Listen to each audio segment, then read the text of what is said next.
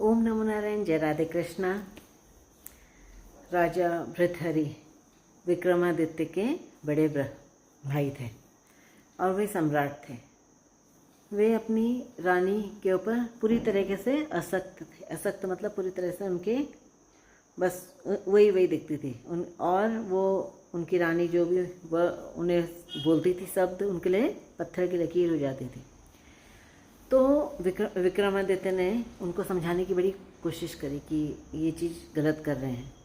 जब रानी को इसका भास हुआ तो उन्होंने भृतहरि का कान भर दिए, जिसके कारण भृतहरि विक्रमादित्य को अपने शासन से बाहर निकाल दिया। फिर एक बार की बात है कि उनको किसी संत ने, किसी साधु ने एक दिव्य फल दिया राजा को, भृतहरि को, और उन्हें कहा तुम इनका सेवन, इसका क्योंकि आप महान सम्राट वगैरह, आप इसका सेवन करोगे तो आपको मतलब आप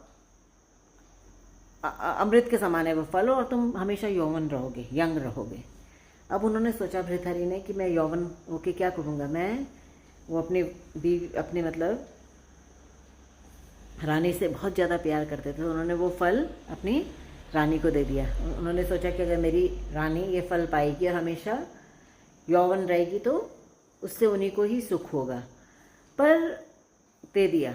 पर उनकी रानी जो थी वो किसी मंत्री के ऊपर असक्त थी। देखो ठीक है ना, उसका उधर थी, वो उसको चीट कर रही थी भृतहरि को। ठीक है, वो फल उसे दे दिया। उसने कहा मैं क्या पाऊंगी, मैं अपने प्रेमी को दे देती। उसने अपने प्रेमी को दे दिया, जो मंत्री था। अब वो जो मंत्री था वो रानी के साथ तो धोखा कर रहा था, ऐसे दिखावा कर रहा था प्यार का, पर वो किसी वेश्या से प्यार करता था। उसने सोचा मैं अपनी उसको दे देता हूँ। उसने वो फल जाके उस वेश्या को दे दिया। अब वेश्या ने वो जब फल पाया तो उसने सोचा कि मेरे जीवन का क्या वो है, मतलब अगर मैं जवानी बनी रही तो ऐसे ही मेरा होता रहेगा, क्योंकि मेरा जीवन तो नरक है।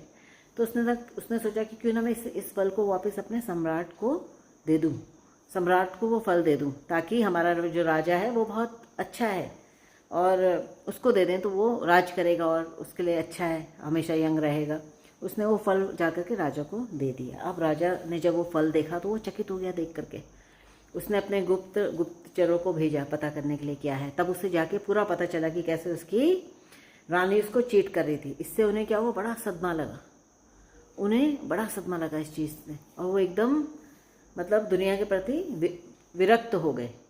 ठीक है, और देखो जब आदमी विरक्त हो जाता है,